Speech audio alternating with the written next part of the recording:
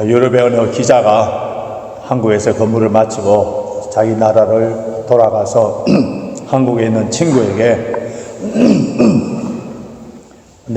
보낸 내용의 글이 SNS를 통하여서 많은 사람들에게 알려진 그러한 내용인데요. 우리 한국을 삼광일무 인류의 나라다. 삼광일무 인류의 나라다. 이렇게 비판했습니다. 지금 한국 사람들은 이 삼광 세 가지에 빠져서 미쳐 있고 하나가 없고 하나만 있는 나라다. 이렇게 비판했는데 삼광 중에 첫 번째는 스마트폰에 빠져 있다는 거예요. 저도 한국 가서 보니까 전체를 다 보면 다 알 수 있습니다만 모두가 다 스마트폰을 보고 있는 거예요. 그 가운데 책을 읽는 사람들은 거의 없고 그 스마트폰에 무엇을 보느냐 하면은 카톡이나 신문기사나 먹방 어디에 맛있는가 주로 이런 것을 보는 나라. 가족들이 공원에 산책 가도 스마트폰을 보고 가정에서 함께 식사하는데도 각자 스마트폰을 보면서 식사한다는 거예요. 다른 사람들과 식사할 때에 모바일폰을 보는 것은 엄청난 신뢰라는 거 알죠? 그래서 우리 교회에 교양이 있는 분들은 식사하실 때 절대로 모바일폰 보지 마시길 바랍니다. 두 번째는 공짜 돈에 빠져있는 사회라는 거예요. 한국 사람들은 이 돈의 출처가 어딘지, 그리고 이 돈을 받으면 다음에 얼마나 세금을 내야 되는지, 국가가 어떻게 망하는지 아무런 생각 없이 공짜 돈이라면 무조건 받는다는 거예요. 2016년 6월에 스위스 정부가 each adult에게 매달마다 영국 돈으로 1765파운드, 계산 빠르신 분들 한국 돈으로는 약 300만 원, 그것을 내어줄 것에, 공짜로 줄 것에 대해서 국민 투표를 거친 거예요. 예스냐 노냐. 여러분 놀라지 마십시오. 76.9%가 반대를 하여서 부결됐다고 합니다. 그런데 한국 사람들은 공짜 돈을 얼마나 좋아하는지, 우리 속담에 공짜라면 뭐도 마신다고요? 양재물도 마신다. 여러분 양재물이 무슨 말인지 아세요? 양재물, 서양에서 오는 잿물, 수산화나트륨, 독극물이에요. 죽든 말든 공짜라면 다 받아 먹는다 할 정도로 공짜를 좋아하는 거예요. 그리고 이메일 가운데에 급하게 돈을 지금 영국으로 보내야 되는데 지금 여러분 통장 번호만 가르쳐주면은 내가 그게 돈을 보내고 여러분한테 얼마에게 주겠다 하는 이런 이메일들, 스팸 메일로 많이 올 거예요. 절대로 계좌번호 가르쳐주면 큰일 납니다. 공짜 좋아하다 큰일 나요. 세 번째는 트로트에 빠져 있다. 트로트가 뭔지 모르는 분들이 있을 거예요. 한국 대중가요, 더 쉬운 말로 하면 뽕짝. 대부분의 한국 방송국에서 단골 프로로 되어 있는데 TV만 틀면 거의 다 트로트라는 거예요. 많은 가수들이 중복 출연하고 노래도 중복되고 그 얼굴이 너무 식상하는데도 불구하고 이 인구 비례로 노래방 수는 세계 1위가 한국이라고 합니다. 여러분 로마가 망할 때에 포도주, 공짜빵, 그리고 서커스를 취해서 망했다고 하는데 그 전체를 지금 한국이 밟고 있기 때문에 지금 한국은 망해가고 있는 것을 국민들이 모른다는 거예요. 이 세 가지 삼광에 빠져있는 나라, 그리고 일무 하나가 없는 것, 그것이 뭐냐면은 안타까운 말이지만은 생각이 없다는 거예요. 한국 사람들은 생각하기를 싫어한다는 거예요. 그러니까 어떻습니까? 진지함이 없다는 거예요. 자, 이런 유머가 있다 하는데요. 일본 사람들은 생각하고 난 뒤에 뛴다는 거예요. 중국 사람들은 뛰고 난 뒤에 생각한답니다. 그런데 미국 사람들은 뛰면서 생각한다는 거예요. 한국 사람들은 어떤지 아세요? 한국 사람은 뛰다가 잊어버린다는 거예요. 뛰다가 잊어버린다는 거예요. 왜 뛰는지도 모르고 뛴다는 거예요. 한국 사람들이 친한 친구들을 만나서 야, 요즘 어떻게 지내니? 요즘 어떻게 지내니? 뭐 흔히들 묻는 말이잖아요. 뭐 영국에서 하와이유 하는 이런 툰데, 그러면은 대부분의 한국 사람들의 대답이 뭐라고 아세요? 아무 생각 없이 지내. 아무 생각 없이. 이런 무사고 아무 생각 없는 그 결과가 안전사고 다발이라는 불명예. 그래서 한국에 아주 야만적이고 원시적인 그런 대형 안전사고가 계속해서 반복해서 일어나는데, 화재, 그리고 선박 침몰, 건물 붕괴, 다리 붕괴, 이런 일들이 왜 일어나느냐 하면은 아무런 생각 없이 대충 일하는 한국 사람들의 그 건성, 그 문화, 안전법규나 안전수칙이 없는 무사고주의, 이것에서 나타나는 현상 중 하나라는 거예요. 그럼 마지막으로 하나가 있는데, 인류 하나 있는 그것은 무엇이냐면 말만 한다는 거예요. 말만. 전부 말만 하지 행동으로 옮기지 않는다. 오직 했으면은 한국인을 나토족, 앞에 보시면 나토족이라고 했는데, 나토가 뭐예요? 첫 글자를 따서 만든 것인데 No action talking only, 이 나토족.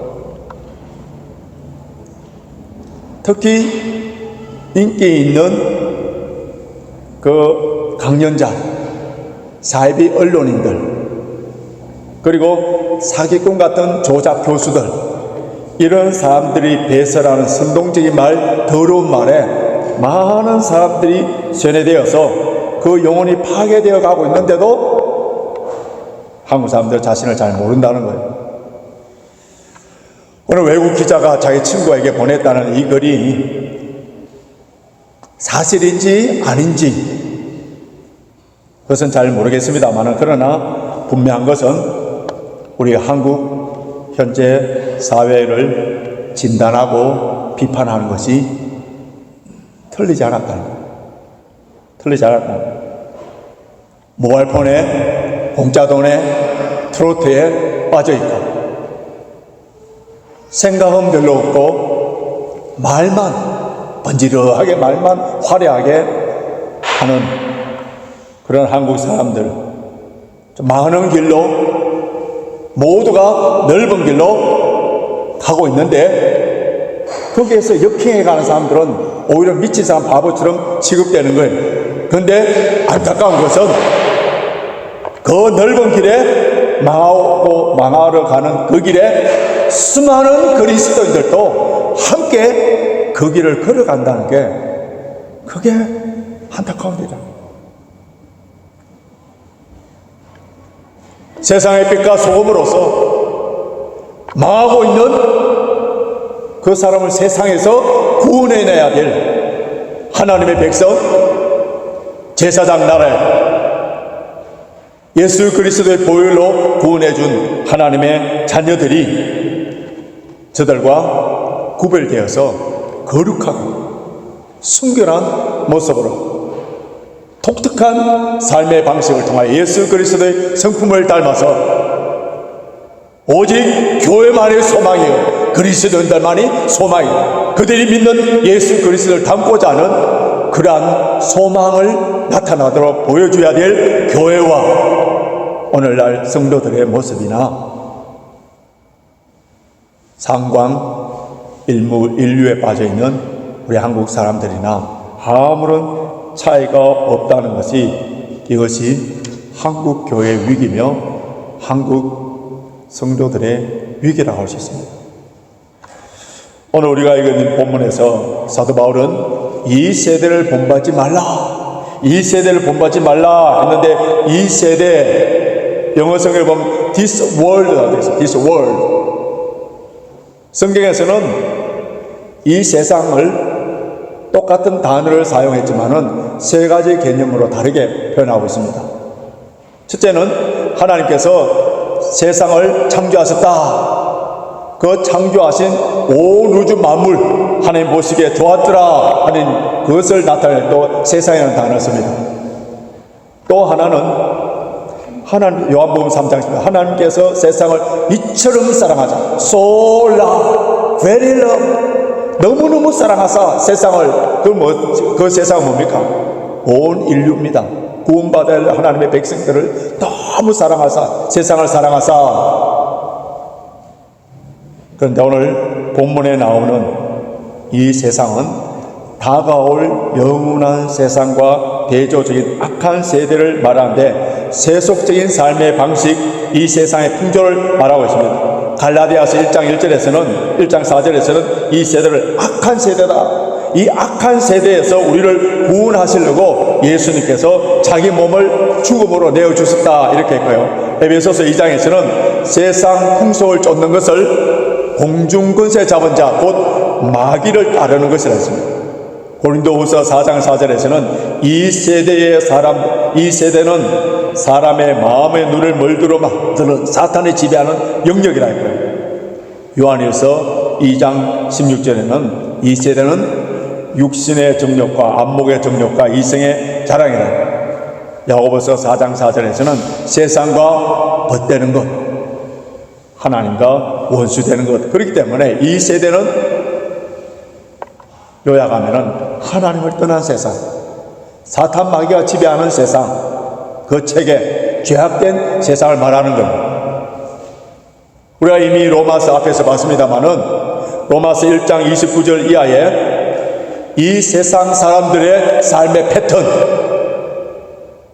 21가지의 죄악들이 리스트로 나열되어 있는데 앞에 화면 한번 보십시오.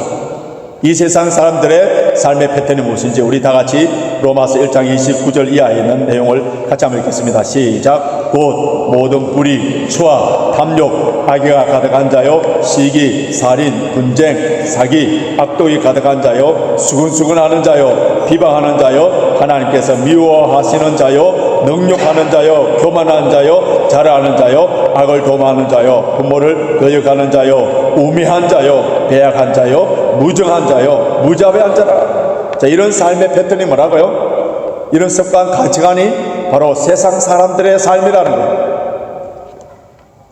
바울이 이 로마서를 기록하여 그때에 그 당시에 로마가 바로 이 세대의 대표적인 전형적인 그러한 모습이라 할 수 있는데요. 로마는 힘을 숭상하는 나라였어요.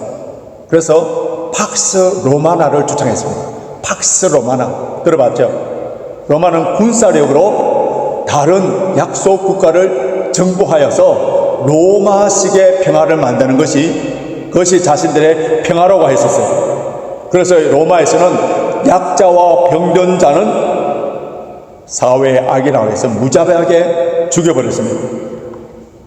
그러면 오늘날 강대국들이 말하는 정의와 평화도 팍스 로마나나 별발 다른 것이 없는 거예요. 미국이 세계 경찰 국가로 자칭하면서 팍스 아메리카나를 주창하는데 그걸 구현하기 위해서 첨단의 무기와 막강한 군사력을 통하여서 사용하는데 그들이 말하는 정의와 평화는 뭐예요? 자국의 이익이에요. 자국의 이익. 뿐만 아니라 강대국의 힘의 논리에 부합니다. 이 세대가 말하는 정의와 평화, 그것과 예수님께서 말씀하시는 정의와 평화는 완전히 다른 거예요. 주님께서는 칼을 쓰는 자는 칼로 망한다 하셨고 마태복음 5장 38절 39절에는 또 눈은 눈으로 이는 이로 갚으라 하였으나 라는 것을 너희가 들었으나 나는 너에게 이르노니 악한 자를 대적하지 말라. 누구든지 내 오른밤을 치거든 왼편도 돌려대며. 마태복음 5장 43절에서 44절 또 내 이웃을 사랑하며 내 원수를 미워하라 했다는 것을 너희가 들었으나 나는 너희에게 이르노니 너희 원수를 사랑하며 너희를 박해하는 자를 위하여 기도하라. 주님께서는 주님을 따르는 자들, 그 당시의 제자들이나 2000년 후에 레인저 파크 교회에서 예배를 드리는 우리 모두들에게 주시는 메시지가 뭡니까?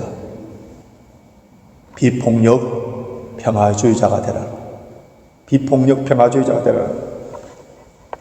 예수님께서 제자들을 두 명씩 짝을 보내서 전도를 보낼 때에, 그때에 양들을 이리때에 보내는 것과 같다, 그렇게 말씀하셨어요. 여러분, 순한 양들이 이리때에 보내면 어떻게 됩니까? 죽습니다. 순교하라는 거예요. 그런데 우리는 이 세대를 본받아서 어떻게 기도합니까? 주님, 우리가 지금 이리때에 가면은 잡아먹힐 수가 있기 때문에 내가 이리가 되든지 곰이 되든지 사자가 되게 해 주십시오. 그러면은 그들에게 갈 수 있겠습니다. 왜 우리를 양으로 보내려고 합니까? 나에게 돈을 많이 주십시오. 권력을 주십시오. 세상 사람들이 부러워할 수 있는 힘을 주십시오. 그러면은 내가 이리를 정복하고 그것에 하나님 나라를 건설할 수 있지 않겠습니까? 그렇게 기도를 하면서 굉장히 논리적이고 설득력 있게 우리가 하나님께 기도하면서, 이런 기도가 먼저 하나님 나라와 의를 구하는 기도라고 자부심을 가지고, 오늘날 세속주의와 인본주의에 물든 변질된 복음은 정치와 경제와 군사와 맨파워, 사람의 파워를 통하여서 기독교 왕국을 건설하고 하나님 나라를 이루고자 하는 이러한 사고방식이 바로 이 세대를 본받은 사고방식이에요. 여러분, 이 때에 보내진 양들, 주님의 제자들이 할 수 있었던 것이 뭡니까? 아무런 무기도 없고 능력도 없고, 그렇기 때문에 전적으로 하나님만 의지합니다. 하나님만 의지하기 때문에 그들이 뭐라고? 은과 금은 내게 없거니와 내게 있는 것으로 내게 주노니 나사렛 예수 그리스도 이름으로 일어나 그러나, 그렇게 외쳤을 때에 놀라운 기적의 역사가 일어난 거예요. 그런데 저와 여러분들은 주여 은과 금이 많이 싸우니, 은과 금이 돈이 나의 목자가 되어 싸우니, 그 다음에 어떻게 됩니까? 나사렛 예수 그리스도 이름으로 그러나 말 못하는 거예요. 말을 한다 해도 나사렛 예수 그리스도 이름으로 그러나 한다 하더라도 능력이 나타나지 않는 거예요. 왜? 하나님을 의지하기보다는 통장에 돈이 있고 모든 것이, 세상 것이 갖춰졌을 때 마음의 평안을 누리고 안전하고, 그때 찬양이 나오고,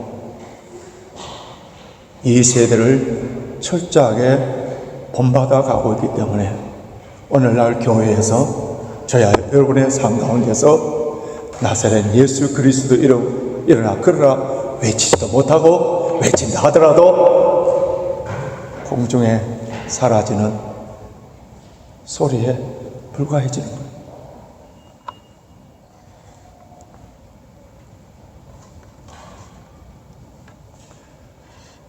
순한 양이 아니라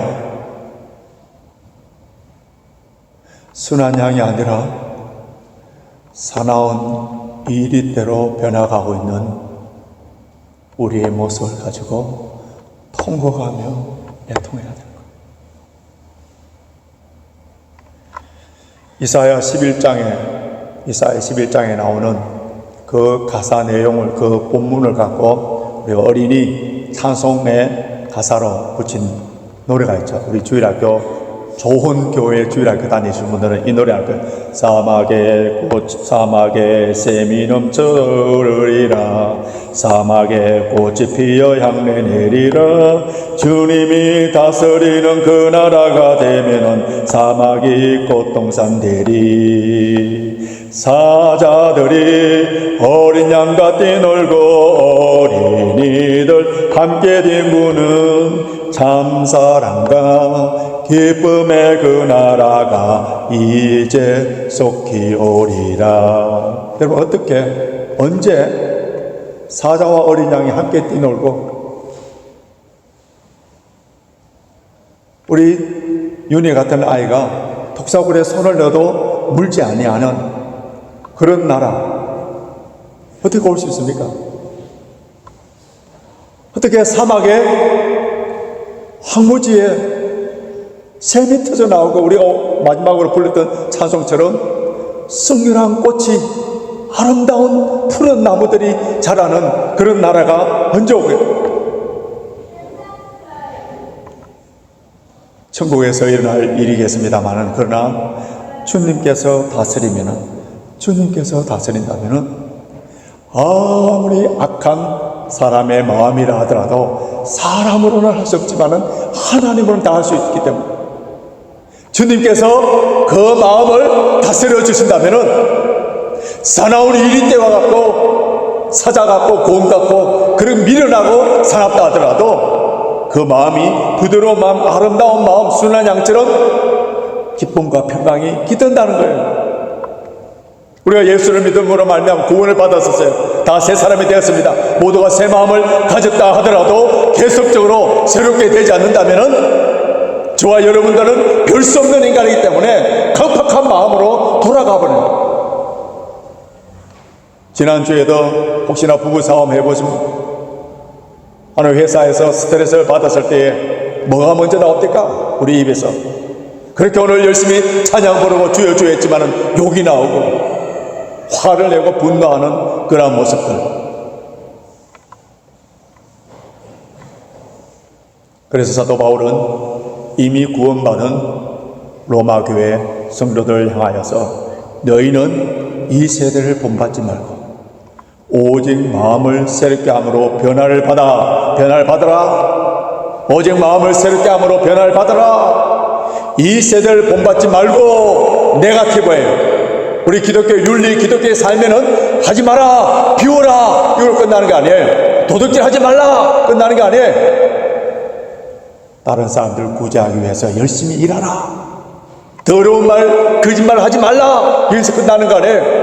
덕에 되는 소용되는 선한 말들을 하라.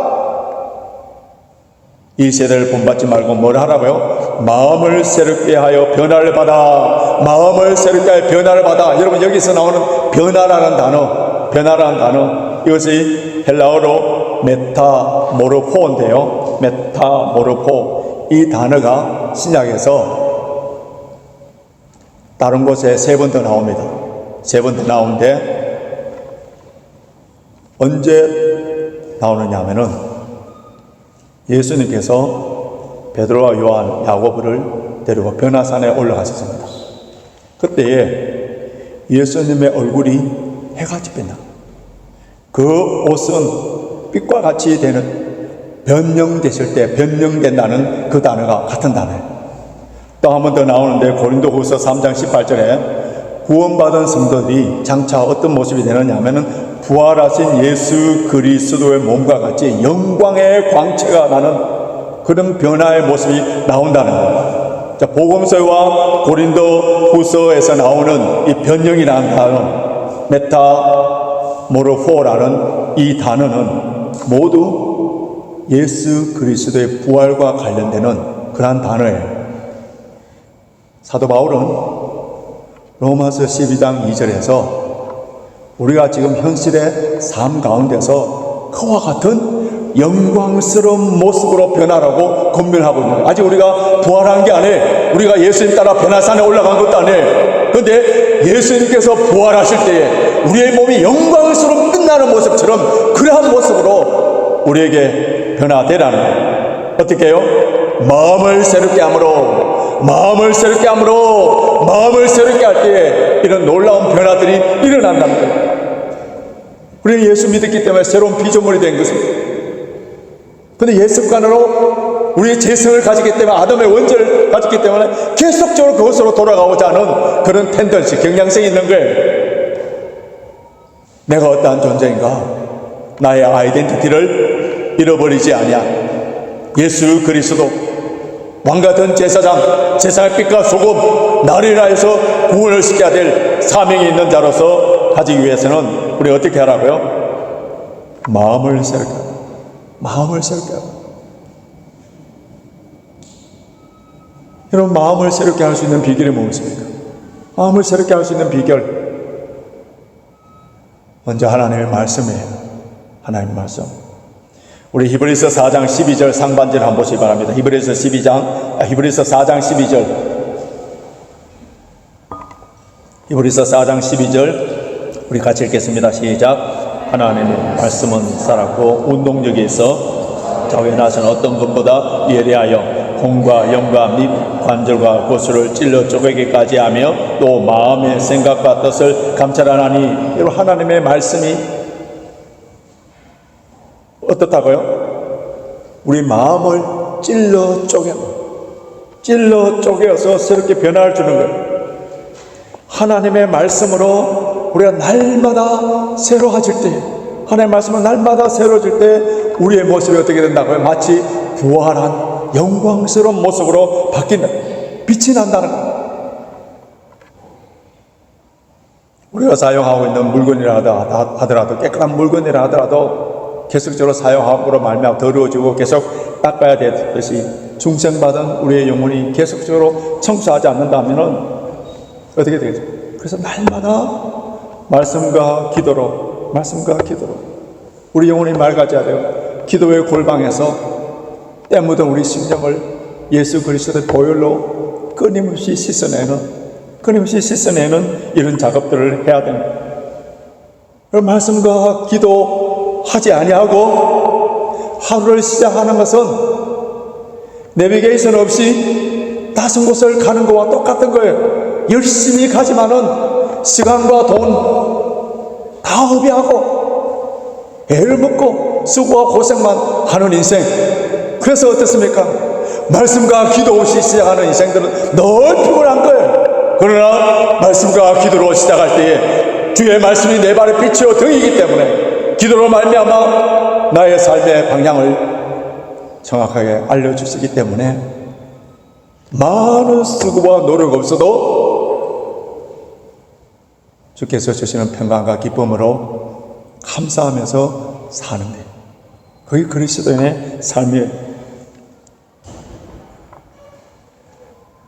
구약시대의 이스라엘 백성들이 우상을 섬길 때 그때 가나안 사람들이 섬겼던 바알을 섬겼습니다. 눈에 보이는 우상을 섬겼어요. 그런데 지금 우리 시대의 우상은 물질주의입니다. 물질의 탐욕, 욕심에 우리가 하루에 적어도 3,000번 이상 광고에 노출된다. 그 광고의 메시지에 자신도 모르게 세뇌가 되어서 그 광고에 맞추어지는 인생으로 다듬을 주고 있는 거예요. 이러한 세상에 영향을 받지 아니하고 하나님의 말씀과 기도로 우리의 삶의 방향을 정해놓지 않는다면 우리는 3,000 이상의 우리의 쇠뇌시키는 그 광고에 쉽게 물들어져서 세상 사람들과 똑같은 방향으로 간다는. 그래서 하나님 말씀과 기도로 말미암아 우리 영혼을 늘 푸르게 되고 늘 솟게 하는 그런 작업들을 해요. 사막지대에서 선교하시는 어느 부부 선교사님이 그곳에 집을 하나 지었는데 그곳에는 나무 하나 풀 하나 없는 황량한 곳에 살게 되었습니다. 근데 어느 날 그 여선교사님이 뒤뜰에 나갔더니 기적이 일어난 거예요. 풀 한 폭이 나무 하나 없는 곳에 꽃이 피고 꽃동산이 된 겁니다. 왜 그렇게 됐는가 생각해 보니까 설거지를 하고 난 뒤에 그 물을 그 한 곳에 계속적으로 버렸더니 그곳에 이제 씨앗이 날아오고 또 새들이 와서 거기에 배설물로 씨앗을 옮겨다 놓고 그래서 그곳에 아름답게 핀 정원이 꽃동산이 되었다는 거예요. 여러분, 우리가 매일 말씀 보고 기도하면은 사막 같은 황량한 우리 마음이라 하더라도 그것에 아름다운 꽃이 피는 날이 오는 거예요. 나는 별로 변화된 것처럼 보이지 않는데 다른 사람들이 볼 때에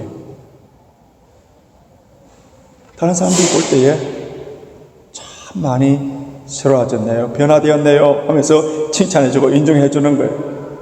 여러분, 우리의 변화된 삶, 지난달보다 작년보다도 변화된 새로운 모습, 선한 삶을 보고 불신자들이 하나님께 영광을 돌리게 된다고 베드로전서 2장 10절에 기록되어 있는데요. 그 때문에 우리의 새로운 삶이 뭐라고요? 전도라는 거예요. 전도. 날마다 우리가 주님과 동행하면은 나의 삶에서 예수의 향기가 나오는 거예요. 페르시아 우화 가운데 이런 이야기가 있는데요. 어떤 사람이 여행 중에 어떤 흙에서 아주 아름다운 향기로운 냄새가 나는 거예요. 그래서 이상하게 생각했던 그 여행객이 흙에 물었습니다. 아니, 너에게 어떻게 이런 좋은 향기가 나오니? 아니, 흙이 대답을 했는데 내가 장미와 함께 있었기 때문이죠. 여러분, 우리의 삶 가운데 누구를 만나느냐, 누구와 동행하느냐 따라서 향기를 품을 수도 있고 썩은 냄새를 풍길 수도 있는 거예요. 그래서 사도 바울은 고린도후서 2장 15절에 우리는 그리스도의 향기라, 우리는 그리스도의 향기라. 지금 나에게 세상의 냄새가, 썩은 세상의 냄새가 풍기고 있는지, 아니면 예수 그리스도의 향기를 풍기고 있는지. 오늘 예배를 마치고 우리의 삶의 현장터로 갔을 때에 나를 통해서 어떤 향기가 나고 있는지를 한번 점검해 보십시오. 전 세계 향수, 향료 70% 이상이 발칸 반도의 장미에서 뽑아낸다고 합니다. 그 향수의 원액 중에 가장 향기로운 것은 발칸 산맥 가운데서 불가리아 험준한 그 산에 핀 장미인데요. 그 장미가 살 수 있는 그 지역 중에서 가장 추운 곳, 그 경계선만 넘어가면은 장미가 살 수 없는 겁니다. 고기에 자라는 장미, 그리고 가장 추운 시간, 새벽 2시 전후에 딴 그 장미가 가장 향기로운 냄새가 난다. 여러분, 우리 그리스도인들이 언제 가장 진한 예수 그리스도의 향이 나오는지 아세요?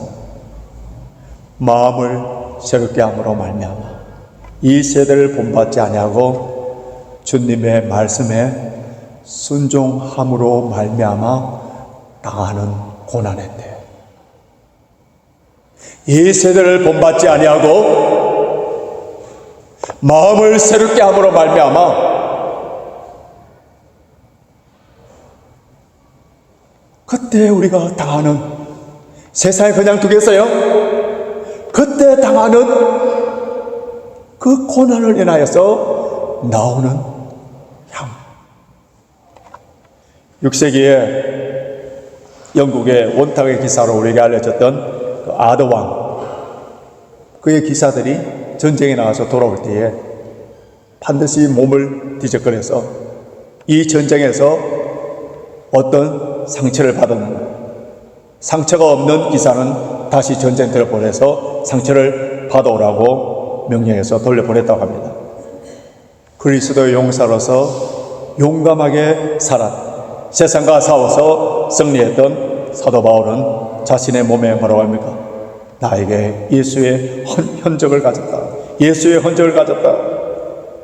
예수님 때문에 손해보고 희생당하고 섬김으로 말미암아 나에게 그 십자가의 흔적, 예수의 흔적이 있습니까? 예수님께서 재림하셔서 심판하실 때에 예수를 믿지 않는 사람들에게는 심판하지만은 우리 믿는 성도들에게는 예수님께서 큰 상을 주시기 위하여서 면류관을 들고 우리 성도들 한 사람 한 사람 서 있는 사람들을 향하여서 물으시는 질문, 세상에서 얼마나 성공했느냐, 이거 물으시지 아니하시고요, 주의 말씀에 얼마나 신실한 성도로 삶으로 말미암아 너에게 어떤 상처가 있느냐. 이제 말씀을 정리해 보겠습니다. 성령께서 오늘 레인저파크교회에서 예배드리는 저와 여러분에게 주신 메시지는 이 세대를 본받지 말라는, 이 세대를 본받지 말라. 이 세대는 불의한 시대, 엄난한 시대입니다. 부패한 시대예요. 결국 불로 심판을 받을 수밖에 없는 세상입니다. 이 세대, 믿음이 없는 세대, 사랑이 없는 시대, 부모를 거역하고 은혜를 다 잊어버리고 감사 대신에 불평불만이 가득한 시대, 돈과 권력으로 하나님 나라를 이루고자 하는 이 시대, 이것을 본받지 않기 위해서는 끊임없이 말씀과 기도로 깨어 있어야 됩니다. 저와 여러분이 이번 주간에도 매일매일 3,000번 이상의 광고에 노출되고 온 홍수처럼 우리를 엄습해오는 이 세대에 본받지 않기 위해서 말씀과 기도로 깨어있지 않는다면 세상 사람들과 똑같은 가치관으로 동화되어서 어떤 구별과 거룩함이 없이 그냥 안전하게 편안하게 살 수밖에 없는 그런 존재라는 것을 기억해야 됩니다. 저와 여러분들이 말씀과 기도로 마음을 새롭게 함으로 변화를 받아서 세상을 본받는 것이 아니라 복음의 능력으로 십자가의 사랑으로 오히려 세상을 변화시키는, 오히려 세상을 변화시키는 강한 군사로서 승리하시고 다음 주일날 그 승리의 기쁨을 가지고 만나시길 주님의 이름으로 축원합니다.